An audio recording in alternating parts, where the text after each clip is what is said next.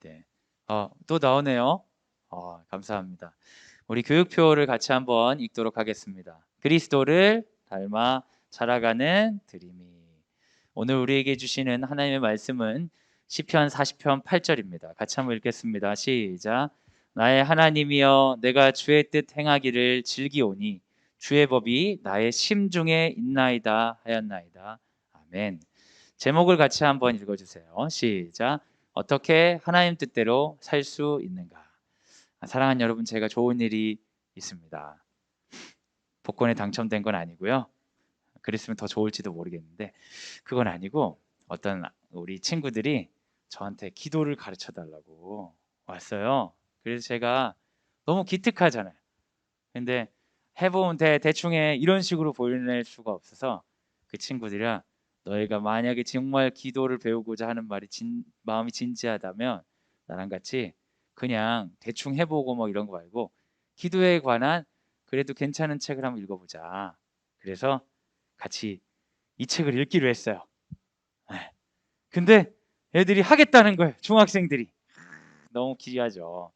그래서 2명의 친구가 같이 저랑 한 5주 정도 이 책을 읽어보기로 했는데, 그러면서 이제 너네들 혹시 설교 주제로 했으면 좋겠는 게 있냐, 제가 물어봤더니 하나님 뜻대로 산다는 게 뭔지 모르겠다고, 그걸 한번 설교해 주시면 좋겠다는 거예요. 너무 기쁘잖아요. 세상에 그런 애들이 어디 있어, 중학생인데. 그래가지고 알겠다, 내가 그걸 준비하겠다 해서 오늘은 우리 요청한 학생들의 주제에 따라 설교를 준비했습니다. 그래서 그 큐티 본문하고는 특별히 상관이 없습니다. 여러분도 좀 궁금하시죠? 어떻게 하면 하나님 뜻대로 살 수 있는가? 궁금하지 않으세요? 여러분 하나님 뜻대로 살고 계시니까 별로 안 궁금하실 수도 있겠네요. 여러분, 우리가 하나님 뜻대로 산다고 할 때 그 미래에 대한 생각을 안 할 수가 없습니다. 미래를 안다면 어떻게 여러분 살 것 같으세요? 제가 이 설교를 준비하면서 미래를 안다면 하고, 그 미래를 알면 백투 더 퓨처나 미래를 아는 그런 그 영화들에서 보면 일종의 그 도박 같은 거죠. 도박이나 주식이나 이런 결과를 알아서 큰 부를 차지하고 이런 이야기들이 좀 있잖아요. 그래서 제가 이런 돈에 관한 이미지를 찾으려고 그 구글에 이제 뭐 복권 당첨 뭐 이런 거를 검색했어요. 검색하다 보니까 무슨 복권 당첨 이런 그림뿐만 아니라 당첨 비결 뭐 내용이 많더라고. 그래서 저도 궁금해서 클릭을 해봤다가 한참 봤어요. 한참.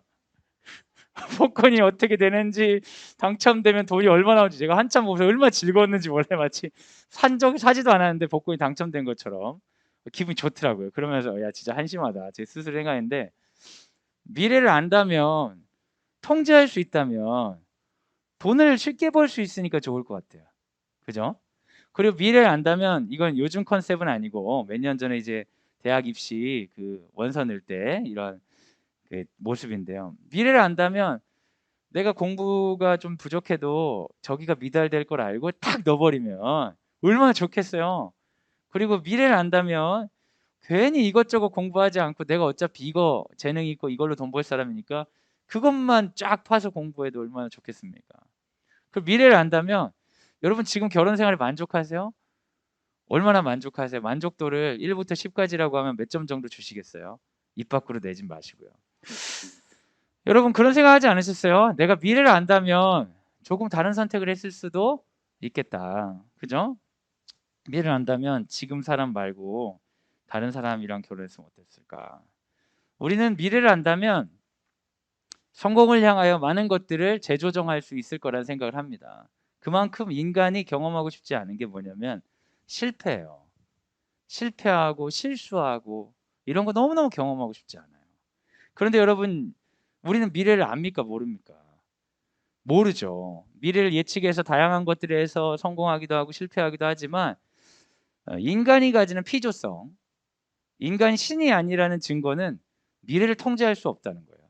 그래서 미래를 통제하지 못하는 게 가슴 아프고 불안하고 힘든 일이지만, 한편으론 그것은 철저히 우리가 인간이라는 사실을 배우는 과정입니다.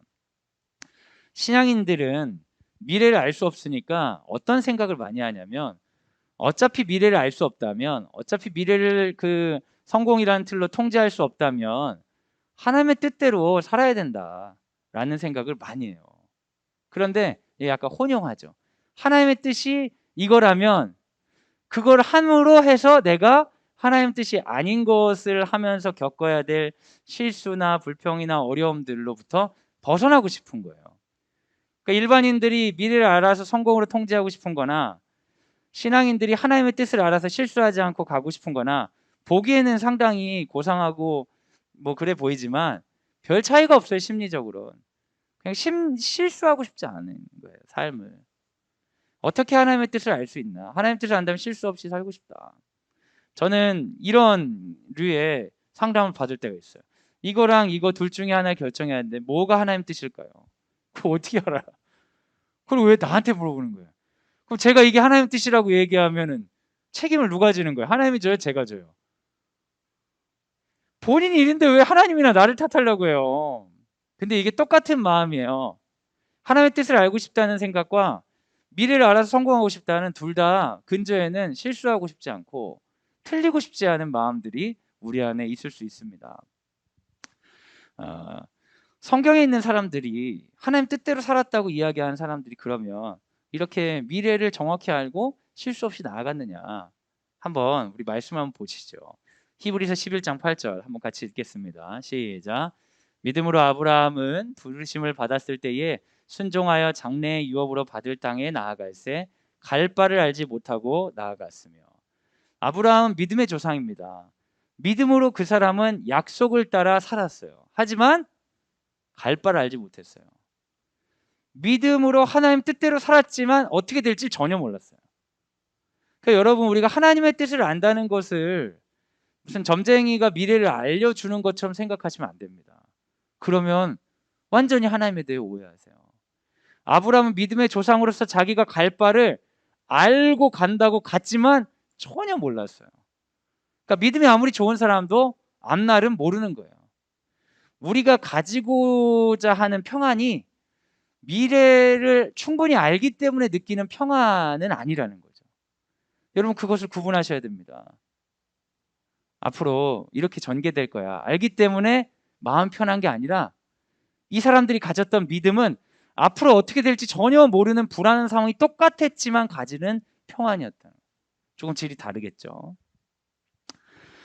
믿음의 조상도 자기 앞뒤를 몰랐어요. 그러니까 여러분이 내가 하나님의 자녀인데 주님 주의 뜻이 뭔지 가르쳐 주세요. 이겁니까? 이겁니까? 뭐 어떤 걸 선택해 실수하지 않습니까? 라고 막 기도하다가 마음속에 이게 딱 떠올랐다고 하나님 말씀해 주셨어. 그리고 이걸 하나님 말씀해 주신 일이야 하면서 고집 부리면서 그 일을 하는 것이 상당히 근거가 없다. 그리고 마음속에 떠오르는 생각을 하나님의 음성으로 우리가 이제 많이 받아들이고 하긴 하지만 많은 경우에 내가 원하는 게 떠오르죠. 그러니까 어떤 사람은 하나님이 나에게 말씀하셨다고 이야기하고 굉장히 주장하는데 아무리 봐도 자기가 하고 싶은 일을 하나님의 스피커를 빌려서 하는 것처럼 느껴질 때가 많아요. 여러분, 그런 식으로 미래의 일을 명료하게 하나님이 가르쳐 주신다고 생각하는 건 조심스러운 일입니다. 그럼 여러분이 그런 얘기 할게요. 예언자들이 있잖아요. 예언자들. 그렇죠, 여러분. 근데 예언자들은 그 사람들이 궁금한 거 물어본 거에 대해 하나님이 따박따박 대답을 주셔서 얘기한 사람이 아니라 그 사람은 그 말을 별로 하고 싶지도 않았는데 갑자기 임한 하나님의 말씀 때문에 어쩔 수 없이 그걸 선포한 사람들이에요. 예언자들은 자기 미래를 통제하기 위해서 미래를 예언했던 점쟁이가 아니라 자기가 전하고 싶든 전하고 싶지 않든 상관없이 자기에게 임한 하나님의 말씀을 전한 사람들이죠. 그러니까 미래 예측가들하고는 질이 다릅니다. 놀라운 사실은 하나님의 아들인 예수께서 이 땅에 오셨을 때도 여전히 모르는 게 있었다는 거예요. 마태복음 24장 36절 같이 한번 읽겠습니다. 시작. 그러나 그날과 그때는 아무도 모르나니 하늘의 천사들도 아들도 모르고 오직 아버지만 아시느니라. 여러분, 예수님도 모르는 게 있었어요. 예수님한테 종말의 때를 물어보니까 나도 몰라.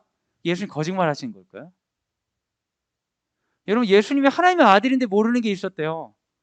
하나님의 전능성이 문제가 있었다는 게 아니라 하나님께서 인간이 어떠한 삶인지 충분히 살게 하기 위해서 예수님에게 일시적인 제한을 거신 거예요. 모르는 게 있었다 써 있잖아. 아들도 모른다고. 그러니까 여러분, 내가 하나님의 뜻대로 충분히 알고 있으면 앞날이 어떻게 될지 완벽하게 알고 가는 게 아니에요. 하나님께서 그들에게 예언자들이나 예수님에게도 제한된 내용만 알려주셨다고. 요한복음 5장 30절 같이 한번 읽겠습니다. 시작. 내가 아무것도 스스로 할 수 없노라. 듣는 대로 심판하노니 나는 나의 뜻대로 하려 하지 않고 나를 보내신 이의 뜻대로 하려 함으로 내 심판은 의로우니라. 심지어 예수님도 듣는 대로밖에 알 수 없었다고 이야기하고 계세요. 그럼 여러분, 우리가 열심히 기도하고 하나님의 뜻을 충분히 알면 세계의 모든 이치를 통달해서 미래에 대해 아무런 불안 없이 살아갈 수 있다고 생각해도 될까요? 말도 안 되는 소리죠. 예수님에게도 감춰져 있는 영역이 있었다니까요. 그러니까 이 겟세마네 기도할 때 예수님 그러시잖아요. 아버지, 이 잔을 내게서 멀리하여 주옵소서. 너무나 인간적인 고통을 토로하시지 않습니까? 이 세계에 있는 어떤 사람도 미래를 충분히 알아서 당당하게 살아갈 수 없어요. 근데 일시적으로 착각할 때도 있죠. 우리가 그럴 때가 있잖아요. 앞날 이제 다 잘 될 것처럼 기분 좋아서 착각할 때 있지만 실제로 미래를 통제하는 건 인간의 영역이 아니죠. 이 세상에서 완벽하게 알려진 삶을 사는 이는 없습니다. 예언자들도 들은 것만 전해요. 그러니까 우리가 하나님의 뜻을 알고 싶다고 이야기할 때 전제 조건은 하나님의 뜻을 우리가 알아서 미래에 어떠한 실수도 안 하고 올바른 길로 완벽한 삶을 살 수 있다는 생각 자체는 하나님의 뜻이 아니라는 거예요. 그것은 미래를 실수하지 않고 살고 싶은 우리의 욕구가 종교적 버전으로 드러난 것일 확률이 높은 거죠. 어떤 일이 있을 때 하나님의 뜻이 이겁니까 저겁니까 묻는 것 자체는 잘못은 아닙니다. 당연히 물어야 되지만 둘 중에 하나만이 하나님의 뜻이 될 수 있는 것은 아니죠. 내가 이걸 선택했을 때에 하나님의 뜻의 길이 있을 수 있고 이걸 선택했을 때 하나님의 뜻의 길이 있죠. 죄와 악이 아니라면 어떤 선택이든지 우리는 하나님 뜻대로 갈 수 있는 길이 있습니다. 그러니까 하나님의 뜻이라는 건 미래에 있는 나의 모습을 맞추는 형태로 받아들이면 성경을 이상하게 보는 거예요. 성경에서는 그걸 맞추라고 하지 않고 있잖아요. 히브리서 4장 15절 같이 한번 읽겠습니다. 시작.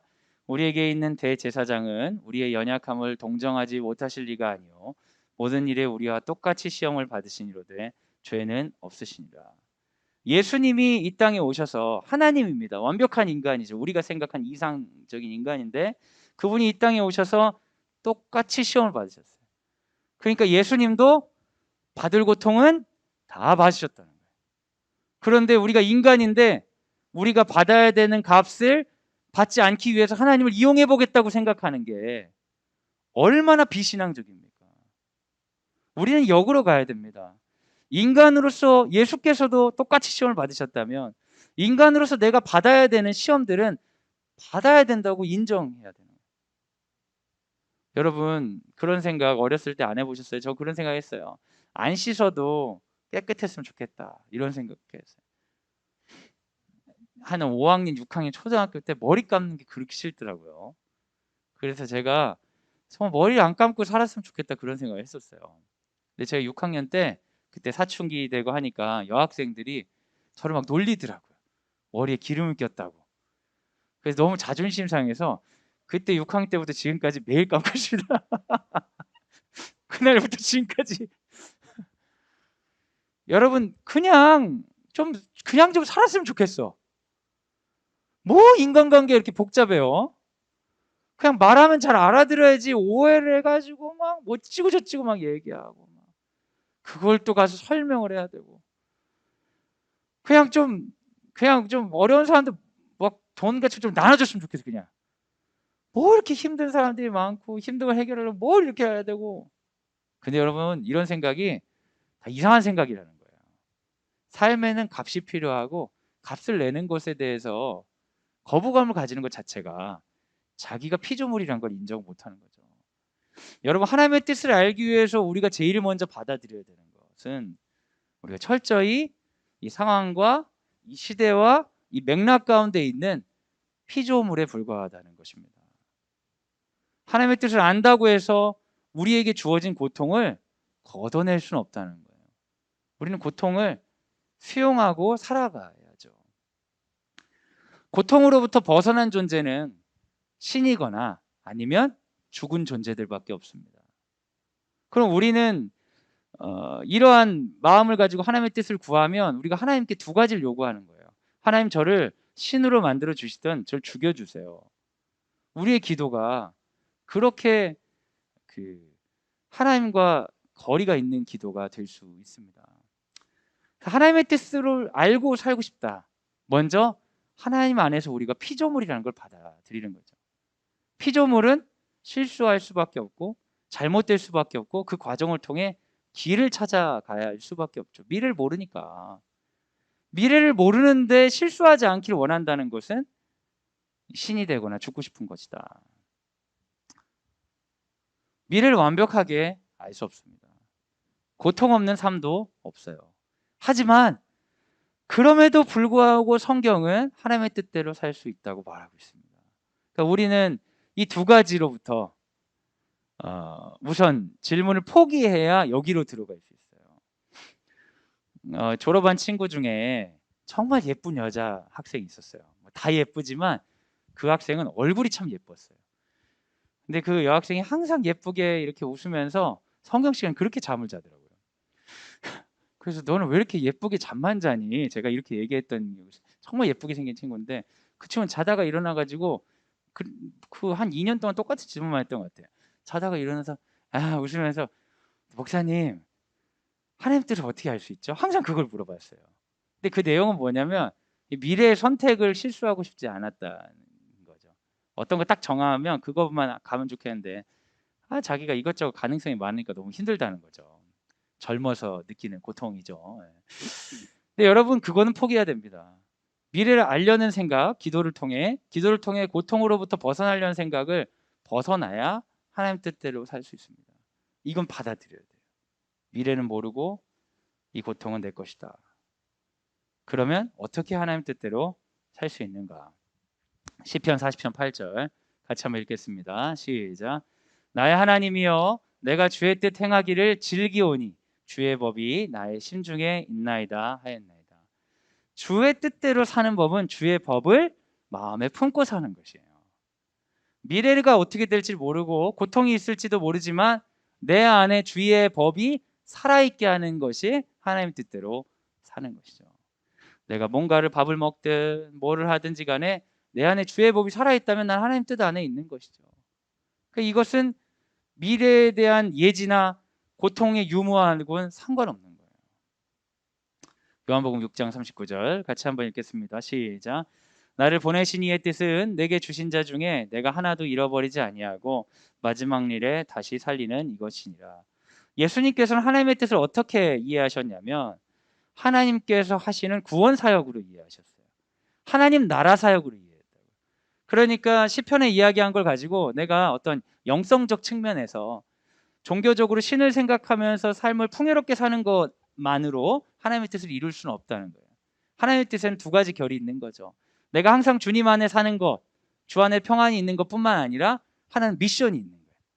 이 세 개 가운데 어떻게 하나님 나라가 임하게 할 수 있을지 나를 사용하여 주옵소서.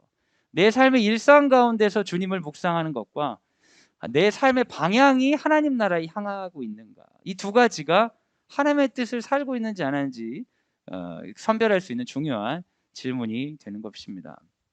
요한복음 3장 17절 한번 읽겠습니다. 시작. 하나님이 그 아들을 세상에 보내신 것은 세상을 심판하려 하심이 아니로 그로 말미암아 세상이 구원을 받게 하려 하심이라.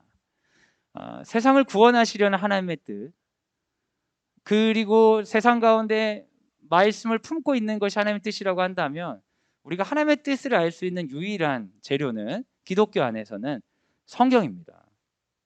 그래서 하나님의 뜻을 알고 싶어서 눈을 감고 하나님 뜻이 무엇입니까? 아무리 이야기하고 생각해도 내 음성이 더 크게 들리죠. 이게 하나님 뜻인 것 같아.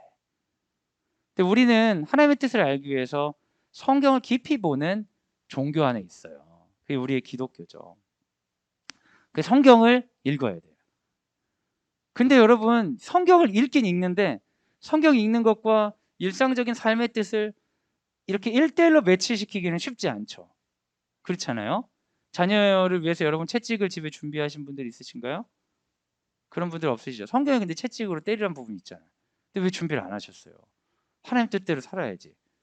근데 이렇게 성경을 읽긴 있는데 이것을 현실에서 어떻게 살아가는지에 대한 방법이 명확하지 않아요.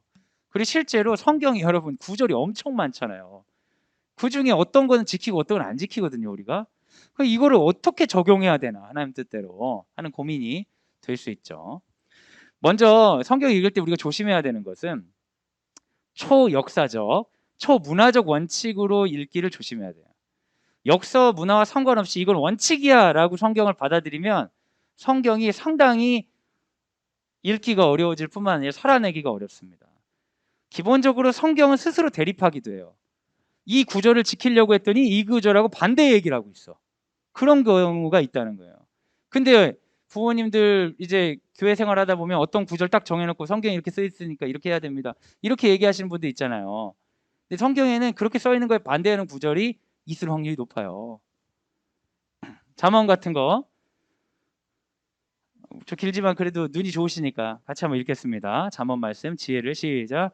지혜를 찾는 사람은 복이 있고 명철을 얻는 사람은 복이 있다. 참으로 지혜를 얻는 것이 은혜를 얻는 것보다 낫고 황금을 얻는 것보다 더 유익하다. 지혜는 진지보다 더 값지고 내가 갖고 싶어하는 그 어떤 것과도 이것은 비교할 수 없다. 엄마들이 공부시킬 때 이런 얘기를 엄청 많이 하거든요. 그럼 이제 아이들이 전도서 2장 15절 같은 걸 딱 끄집어내서 엄마한테 얘기하는 거예요. 같이 한번 읽어보겠습니다. 시작. 그래서 나는 스스로 물었다. 어리석은 사람이 겪을 운명을 나도 겪을 터인데 무엇을 더 바라고 왜 내가 지혜를 더 얻으려고 애썼는가. 그리고 나 스스로 대답하였다. 지혜를 얻으려는 일도 헛되다. 그러니까 엄마는 내가 성경 말씀대로 지금 지혜를 구해야 돼. 그랬더니 아이가 성경 말씀대로 헛된 일을 시키지 마세요. 여러분 성경을 어떤 원칙들의 모음으로 읽으면 성경은 오류덩어리입니다. 읽을 수가 없어요. 그런데 이게 역사적 맥락과 문화적 맥락이 있으면 이들이 살아갔던 삶이 있으니까 이게 오류가 아닌데 그 삶과 분리돼서 원칙의 모음으로 보면 성경처럼 어설픈 책이 없어요. 왜냐하면 저자가 여러 명이잖아요. 여러 사람이 썼고 쓰인 시대가 엄청 길잖아요. 엄청 다른 시대에 썼는데 그러니까 그 시대에 그 사람이 하나님과의 느꼈던 얘기들을 적었던 거라 이쪽 시대에 이 사람이 느꼈던 거랑 똑같은 얘기를 하고 있지만 완전히 결이 다를 수도 있는 거잖아요. 성경에 그런 게 되게 많거든요. 성경은요 시끄러운 책이에요. 한 사람이 딱 정리해가지고 완전히 오류 없이 처음부터 끝까지 완벽한 논리성을 가지고 쓴 책이 아니라 여러 사람의 목소리들이 담겨 있는 책입니다. 그런데 그것을 원칙들의 모음으로 생각하고 읽으면 안 되는 거예요. 그러니까 성경을 쓸 때 조심하는 건 뭐냐면 내 입맛에 맞는 성경 구절을 모아서 성경이 이렇게 말하고 있다고 원칙 모음처럼 쓸 수 있을까요? 없을까요? 그렇게 하는 사람 있을까요? 없을까요? 있죠. 이단들이 그러는 거 아니에요. 그리고 이단 아니고도 여러분들 그렇잖아요. 마음에 드는 구절만 이렇게 뭐 시험에 위로되는 구절 해가지고 맥락하고 상관없이 하나님이 시험 보는 거 힘든 걸 왜 위로를 해? 지가 성공하려고 바둥바둥하다 힘든 애들을 왜 위로해야 되냐고. 심판을 해야지. 너는 돌이켜라 그 고통으로부터. 공부하는 이유가 잘못된 아이들이 힘든 걸 왜 위로하고 앉아있냐고. 성경의 맥락을 보세요. 그런 사람들을 하나님이 언제 위로했냐고. 세상의 성공을 위해 달려가다 힘들어서요 지친 사람들을 하나님이 위로하고 이렇게 세워서 성공을 위해 달리거라 이렇게 말하기를 기대하는 것 자체가 얼마나 성경에 대한 왜곡입니까? 성경의 역사적 문화적 맥락과 상관없이 구절을 가져다가 쓰는 것은 하나님의 뜻을 찾는데 오히려 방해됩니다. 성경은 성경을 가지고 싸우는 사람들 때문에 난리가 나 있어요. 수많은 교단들이 있잖아요. 그 교단들이 같은 성경을 가지고 있지만 왜 서로 으르렁거리고 싸웁니까? 성경의 어떤 특정 구절을 더 중시하느냐, 그 구절의 해석의 어떤 부분을 중시하느냐에 따라 하나님 뜻대로 사는 게 아니라 내가 보기에 하나님 뜻은 이거고 이거랑 비슷하게 여기는 사람들끼리 모아서 교단을 나누는 식의 어떻게 보면 참 안타까운 일들이 일어나지 않는가 싶습니다. 성경은 구체적인 인간의 한계에서 드러난 하나님과 인간의 소통 이야기예요. 그러니까 여러분 제가 지금 설교를 하는데 여러분은 제가 그냥 아무것도 준비 안 하고 하는 건 아니고 오랫동안 신학 공부도 하고 준비하고 하고 하지만 결국에는 저란 사람의 한계 가운데 하는 거잖아요. 저는 한국 사람이고 남자고 이 시대에 태어났고 저희 부모님의 한계, 제 맥락 안에 하는 거기 때문에 여러분도 김정준 목사가 저렇게 해석하는 거나 정도로 생각해야지 하나님 말씀하신다 여러분 그렇게 생각을 안 하시잖아요. 그런 거 마찬가지로 성경에 있는 사람들은 구체적인 인간의 한계를 가지고 하나님과 소통을 했어요. 모두 다 인간의 한계를 가지고 소통했어요. 그래서 상황에 따라 다른 정욕이 가능하죠. 예를 들면 포로기에 대한 의견이 예레미야, 에스겔이 완전히 달라요. 예레미야는 구원을 받기 위해서 이스라엘이 바벨론에 무너져야 된다고 믿었어요. 성전이 회파되고 제사장들이 쫓겨나고 이놈의 세상이 다 무너져야 그때야 제대로 된 회개가 일어날 것이다. 예레미야는 그렇게 생각했어요. 왜냐하면 예레미야가 사실 제사장의 알력 다툼에서 무너진 제사장 출신이에요. 이 사람은 이미 성전에서 쫓겨난 사람이에요. 근데 그에게 주신 메시지는 그 타락한 성전이 무너져야지 주께서 회복하신다는 메시지를 하나님이 주신 거예요. 정치적으로 얘기하면 좌경화된 사람이에요. 에스겔은요 제대로 된 성전 출신이에요. 에스겔의 집안이 이제 올라오면서 예레미야의 집안을 실각한 거죠. 에스겔은 구원의 메시지를 받을 때 어떻게 받냐면 하나님이 성전을 회복시켜 주시는 거예요. 성전에 물이 넘치게 해주시는 걸 보는 거예요. 그러니까 우린 예배를 회복해야 돼. 성전을 회복해야 돼. 하나님이 그런 메시지를 주셨어요. 그러면 지금으로 하면 이게 우경화된 사람이에요. 근데 예레미야, 에스겔을 통해서 하나님은 일하신다고요. 예레미야, 에스겔을 싸움을 붙여가지고 그래서 무너져야 된다는 거야, 세워져야 된다는 거야. 이 사람 둘을 싸움을 붙여서 동일한 메시지, 원칙을 찾아내려고 하면 성경이 왜곡이 됩니다. 그럼 여러분, 정치적으로 정반대에 있는 사람들 안에서도 하나님 뜻은 있을 수 있을까요? 소위 말하는 보수 안에도 하나님 뜻이 있고 소위 말하는 진보 안에도 하나님 뜻이 있을 수 있을까요? 성경은 그래요. 성경을 어떤 원칙으로 정해놓고 그 원칙에 모든 걸 맞추려고 하는 시도들은 하나님의 뜻이 아니라 내 뜻을 정당화하기 위해서 성경을 이용하는 것에 불과하죠. 그러니까 여러분, 누군가를 정죄할 땐 조심해야 되는 거예요. 전혀 다른 성향의 두 사람을 사용하셔서 하나님은 당신의 일을 하실 수 있어요. 여기까지 이제 들으면 여기 더 혼란스럽죠. 어떻게 하라는 거예요, 그러니까. 성경에 수많은 얘기가 있으니까 어쩌라는 거야. 몰라 나도. 전 여러분하고 이야기하고 싶은 건 이겁니다. 하나님 나라는 원칙이 아니라 이야기라는 거죠. 원칙과 이야기는 굉장히 다릅니다. 원칙은요 맥락과 상관이 없는 거예요. 맥락 안에 드러났는데 맥락과 상관없이 쓰일 수가 있어요. 그러니까 원칙은 어떤 면에서는 원칙 자체에 집중하지 않고 원칙이 생긴 맥락에 계속 집중해야 되는 거예요. 그래서 성경은 많은 원칙들이 있지만 그 원칙들이 형성되어 오고 바뀌어 오는 이야기를 봐야 된다는 거죠. 사도행전에 바울이 전도를 하는 데 있어서 원래는 유대인들 외에는 전도를 안 했잖아요. 근데 이방인들에게 전도하게 된 이야기가 있어요. 원칙이 바뀐 이야기가 있다. 유대인들 중에 할례 때문에 문제가 생기니까 4가지의 금기 말고는 할례도 안 해도 되는 거예요. 원칙이 바뀐 이야기가 있어요. 할례도 안 해도 되는데 그 중에 하나는 우상의 제물로 드린 음식을 먹는 건데 그건 해서는 안 되는 건데 고린도서에 보면 우상의 제물로 드린 음식을 먹어도 되는 거예요. 원칙이 바뀌었어요. 근데 거기엔 이야기가 있는 거예요. 어떤 원칙이 아니라 어떤 이야기들이 흘러오고 있는 걸 성경을 본다면 우리는 어떤 일관성을 찾을 수 있냐. 성경에서 원칙의 일관성을 찾으려고 하면 쉽지 않습니다. 계속 바뀌기 때문에. 성경에서는 이야기의 일관성이 있어요. 이야기의 일관성. 하나님이 이 세계를 창조하시고 이 세계의 마지막까지 섭리하셔서 우리를 구원하시고자 하는 이야기의 일관성이 있어요. 우리는 그 이야기의 일관성을 찾아내고 그 맥락을 읽기 위해 성경을 보는 거예요. 매일매일 성경을 묵상하고 깊이 성경을 묵상하고 오랫동안 성경을 묵상해야 되는 이유는 하나님이 세상 가운데 하셨던 이야기의 일관성을 깨닫기 위해서요. 그럼 일관성을 깨달으면 적용할 수가 있는 거죠. 원칙적 적용은 실수가 있을 수 있지만 이야기의 적용은 그럼 하나님이 우리를 여전히 사랑하시고 이 세계 가운데 구원하시고자 한다면, 그 이야기 가운데 내가 서 있다면 내가 어떻게 살아야 될지를 완벽하고 명확하진 않아. 갈 바를 여전히 알지 못하지만 그 믿음의 방향은 우리가 잡을 수 있는 거죠. 여러분 그 스타워즈라는 유명한 그 영화를 아세요? 제가 스타워즈 어릴 때 너무 재밌게 봤어요. 4, 5, 6편 보고 1, 2, 3편 나올 때 너무 기뻐했어요. 이 이야기가 맥락이 이렇게 되는구나. 그리고 나서 이제 그 7, 8, 9편이 나왔어요. 근데 제가 7, 8, 9편을 보고 너무 섭섭했어요. 왜냐면 1, 2, 3, 4, 5, 6은 하나의 이야기로 맥락이 있는데 7, 8, 9편은 너무 다른 이야기 같았어요. 이게 사람마다 취향이 이제 차이가 있을 수 있겠지만 너무 이제 그 스타워즈를 모르는 사람들이 만든 것 같은 느낌이 들더라고요. 그러니까 이 이야기가 재미가 없고 아예 다른 이야기 같더라고요. 여러분 성경의 이야기를 살아가려면 성경에 깊이 들어가야 되는데 유진 피터스 목사님이 그거를 이렇게 비유한 적이 있습니다.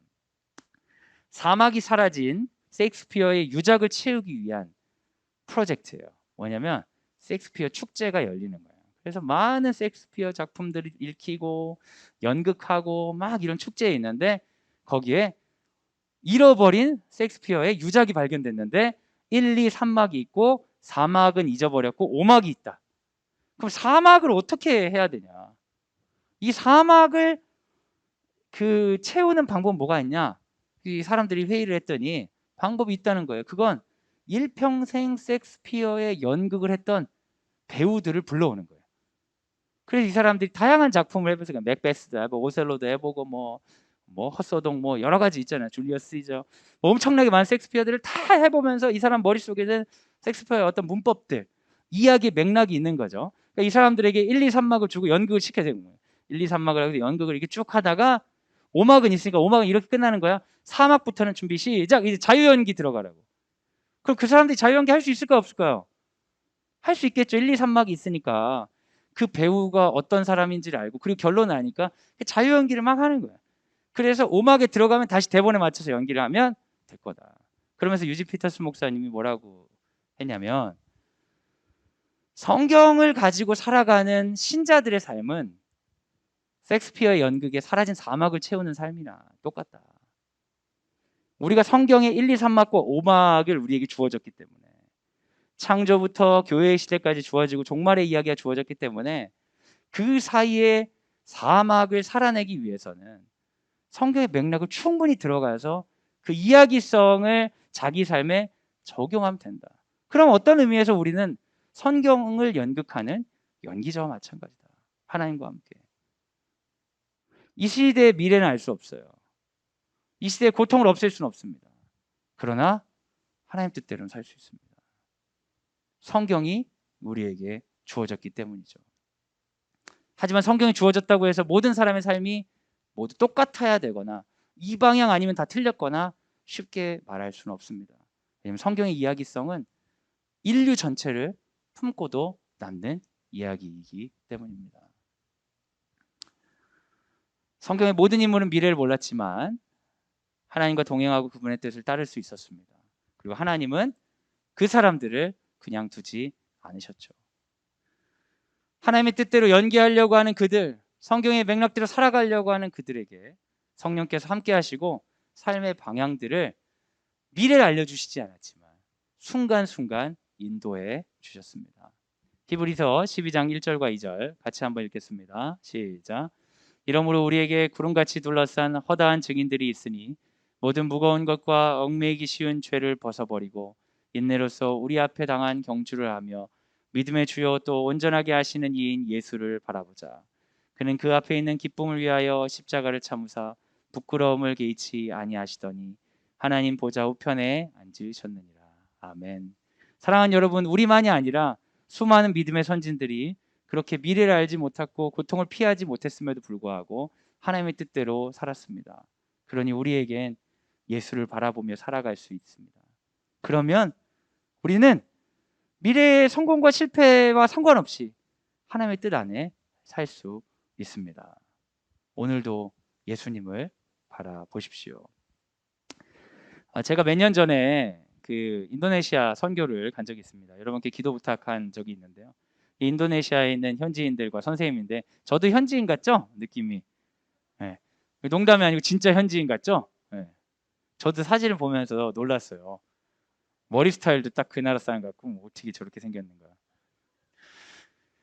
제가 인도네시아에 처음 가봤습니다. 처음 가봤고 우리 여자 선생님 세 분하고 같이 갔는데 일종의 책임감이 느껴지더라고요. 책임감이 있는데 사실 역량은 부족해. 뭐 영어도 제가 보기엔 제일 못하고 역량은 부족한 책임감이 있어서 가면서 공항에서 좀 긴장이 됐어요. 공항에서 시비 붙이는 사람들이 많대요. 우리가 그때 그 수업 도구들을 가져가니까 거기에 대해 돈 달라 뭐 하라 시비 붙이는 사람이 많다는 거예요. 그래서 문제가 될 만한 그런 것들을 제가 다 안고 막 상자도 제가 다 싣고 그리고 선생님들은 그냥 따로 여행 온 사람인 것처럼 하고 저 혼자 이렇게 갔어요. 그렇게 해도 별 문제가 없잖아요. 별로 일행같이 안 느껴지잖아요. 그러니까 저 혼자 가는데 진짜 뭐 오더라고 와가지고 막 뭐 돈 달라 어쩌라 막 해가지고 돈 안 주려고 막 하다가 이 분위기가 더 버텼다가는 이게 더 그럴 것 같아. 그래서 돈 줬어요. 돈 주고 나왔어요. 그래서 계속 마음이 불편해.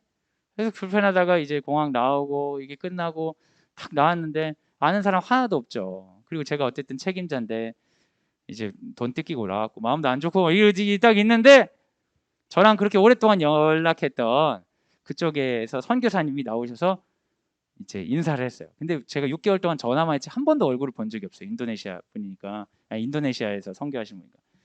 근데 서로 알아보고 어떤 선생님이시냐 맞다고 하면서 악수라는 순간 내 마음 평온해. 내 영혼 평안해. 인도네시아는 여전히 한 번도 와본 적이 없고 거기서 할 일도 모르겠고 길도 모르고 차편도 모르고 아무것도 모르지만 잘 아는 분을 만난 순간 그분과 악수하는 순간 내 마음이 평안한 거예요. 여러분 미래는 알 수 없습니다. 실수를 피할 수도 없고 고통을 피할 수도 없어요. 하지만 이 세계의 맥락을 아는 이 이야기의 주인공이 우리와 함께 한다면 적어도 평안하게 갈 수 있습니다. 그것이 우리의 믿음입니다. 우리 자녀들의 미래, 우리의 미래는 여전히 알 수 없습니다. 그리고 많은 고통이 있겠죠. 하지만 이 맥락과 이야기를 아시는 분이 우리와 함께 하신다면 우리 하나님 뜻대로 사는 걸 결정할 수 있습니다. 두려워하지 않고. 그래서 그분의 일을 하다가 이 시대에 마칠 때 오막, 성경이 이야기하는 오막에 우리 삶의 이야기가 합쳐질 것을 믿으며 소망하며 살아가는 것이 우리 신앙인들이죠. 네, 끝났나 본데. 사랑하는 여러분, 우리 같이 한번 기도합시다. 하나님의 뜻을 알고 싶은 마음들이 있습니다. 그리고 이 세계의 문제들이 정리됐으면 하는 그런 간절한 소원이에요. 저도 마찬가지입니다. 그럼 여러분 기도하세요. 당연히 기도해야죠. 하지만 그 기도의 결론은 우리가 신이 되는 것이거나 우리가 죽어야 되는 건 아닙니다. 이 세계의 미래를 알아야 기도응답이 된 것이거나 이 세계에서 고통이 없어져야 기도응답이 이루어진 거라고 여러분 믿으신다면 여러분은 기독교인이 아닙니다. 그렇다면 우리의 소원은 신이 되는 것 아니면 죽는 것이 될 수밖에 없습니다. 믿음의 사람들은 기도를 통해 다른 것을 구해야 됩니다. 미래를 알지 못해도 고통이 소거되지 않아도 당신의 손을 잡았기 때문에 평안하고 담대하게 그 이야기를 함께 만들어 가겠습니다. 하나님의 백성으로 불러주신 그 역할, 그 연기를 포기하지 않고 마지막 오막의 연극이 울려 퍼질 때까지 감당하겠습니다. 성령님 날 도와 주옵소서. 그렇게 기도하는 것이 우리의 기도 응답이 될 것입니다. 지금같이 기도할 때 주님 내 안에 주의 뜻이 충만하게 임할 수 있도록 성경의 이야기들이 내 삶 가운데 이어질 수 있도록 성령님 인도하여 주옵소서.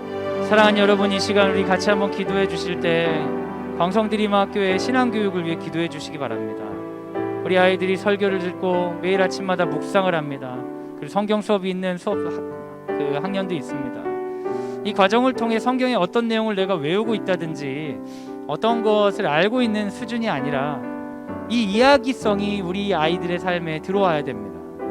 어린 나이이기 때문에 어려운 일이죠. 하지만 쌓이고 쌓인 이야기들이 그들이 성인이 되고 구체적인 선택을 할 때 능력을 발휘하기를 소원합니다. 우리가 같이 기도할 때, 주님, 우리 아이들의 신앙을 우리가 통제할 수 없습니다.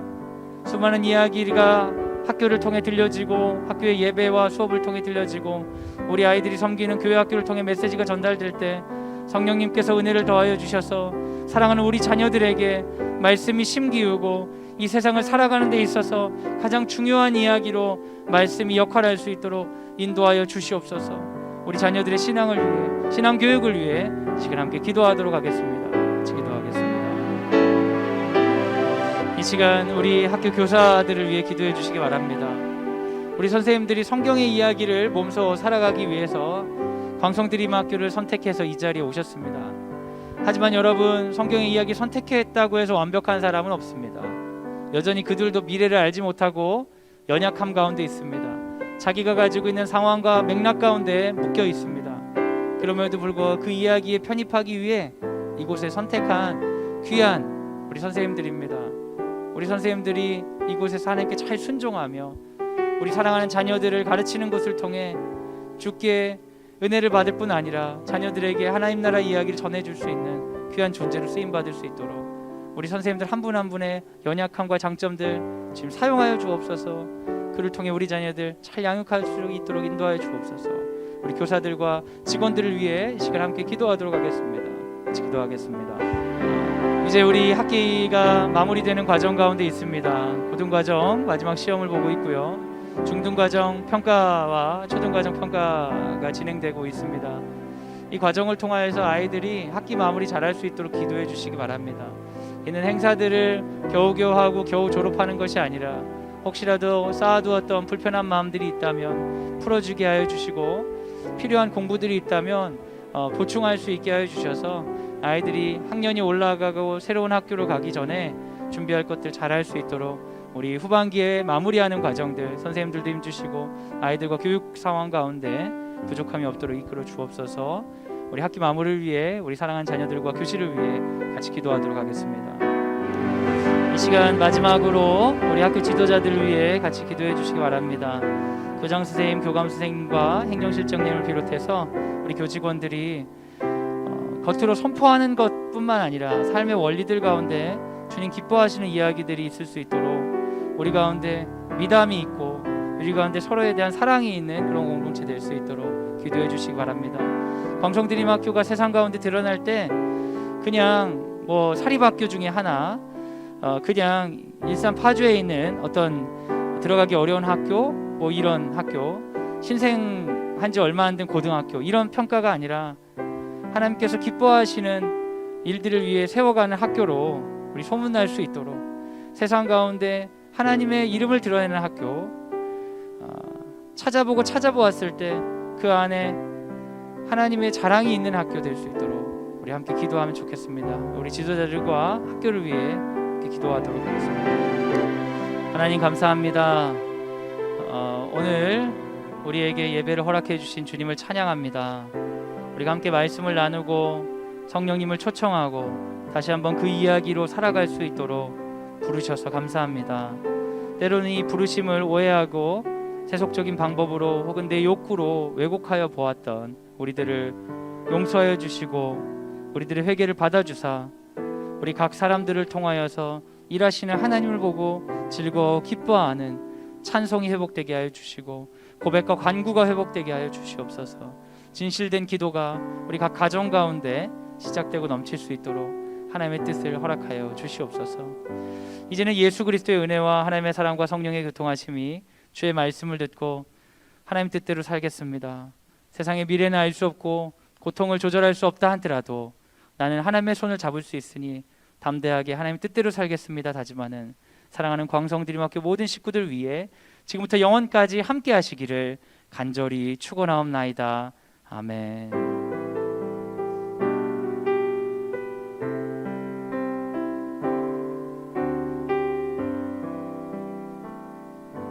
하나님께 영광의 박수를 올려드리겠습니다.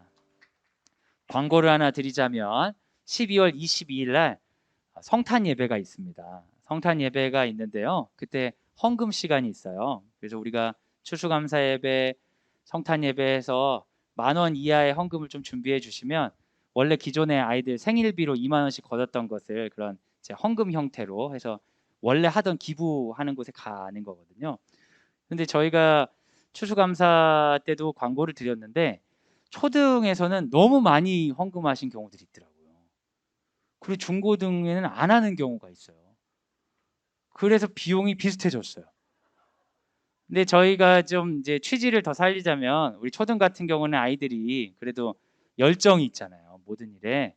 뭐 물론 이제 차이가 있긴 하지만 아이들에게 어떤 조건들을 집안일 같은 거 조건을 이렇게 해가지고 충족했을 때 이제 그거의 수고로 헌금을 내는 것이다. 뭐 이런 식으로 하시는 것도 방법일 수 있고요. 중고등 아이들은 용돈을 주는 이유는 이런 것이다. 얘기해서 아이들이 적은 금액이라도 참여해서 남 돕는 이 복 받는 일에 이 아이들이 참여해야지 이 그 아이들이 복을 못 받는 것 같아서 제가 너무 안타까운 거예요. 그래서 아침에 선생님들이 야 그래도 기도 제목이라도 써라 해서 기도 제목도 진짜 대충 뭐 기도 제목을 쓰게 해주셔서 감사합니다. 뭐 이런 거 써가지고 냈는데 돈도 없어. 이게 이제 복 받기가 그런 거야 이게. 우리가 어른으로서 아이들이 이제 복 받을 수 있도록 우리가 이제 취지도 얘기하고 하지만 가정에서도 함께 이렇게 돕는 일들을 하지 않으면 이 나중에 어른 돼서 절대 못합니다. 항상 해왔던 것이기 때문에 형태가 헌금으로 바뀌었을 뿐이에요. 코로나라. 그러니까 아이들이 잘 할 수 있도록 각 가정에서 교육에 사용하시기 바랍니다. 감사합니다.